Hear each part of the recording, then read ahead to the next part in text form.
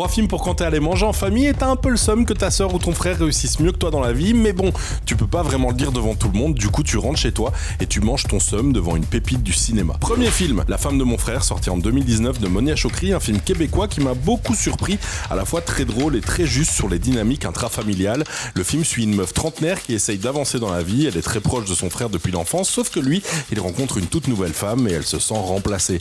Ce qui fait qu'elle retombe dans une sorte de deuxième adolescence, parce qu'après tout, l'adolescence, qu'est-ce que c'est, si ce n'est être perdu en ne comprenant pas ce que le monde attend de toi. Il y a une scène de pétage de câble hilarante, le reste est authentiquement touchant. Bref, Monia Chokri, c'est toujours une bonne idée. Allez-y.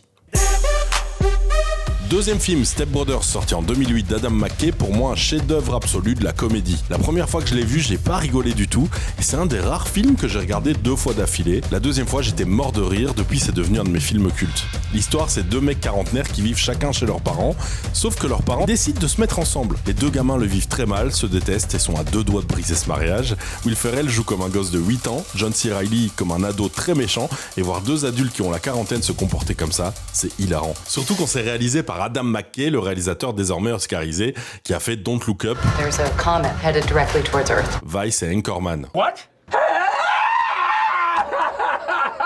Autant vous dire que tout fonctionne, c'est absurde, c'est perché, sans concession, et c'est sans doute dans le top 3 des meilleures comédies de ces 30 dernières années, rien que ça. Troisième film, Un air de famille, sorti en 96, de Cédric Lapiche, un classique, une petite pépite française. Un vendredi soir, toute la famille se réunit au café tenu par Jean-Pierre Bacry, et forcément tout ressort, les rancunes, les humiliations, les jalousies traînées depuis l'enfance. C'est caustique, c'est brillant, c'est cruel, comme la vraie vie, et c'est exactement ce que tu viens de vivre à ton repas de famille. Si tu veux voir ton malaise rejoué mot pour mot par des acteurs césarisés, on fait pas mieux. 3 films donc pour te rappeler qu'il n'y a pas que toi qui es le frustré de la famille, et ça aide parfois de le voir au cinéma.